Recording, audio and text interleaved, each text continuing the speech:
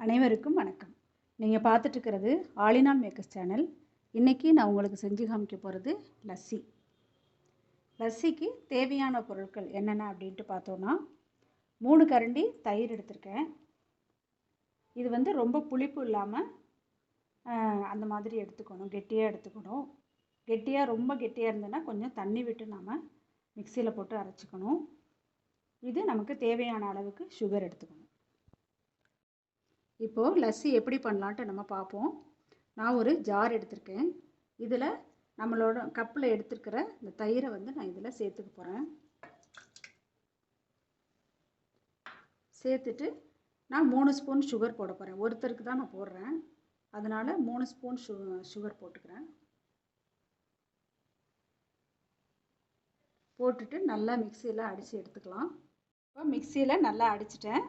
அடிச்சிருக்கிற லஸ்ஸியை நம்ம இந்த ஒரு கிளாஸில் மாற்றிப்போம்.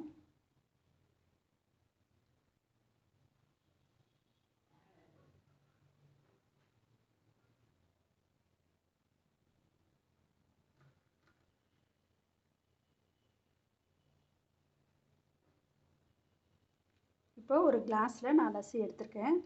இதில் பாதாம் பருப்பை அப்படியே தூவிக்கலாம்.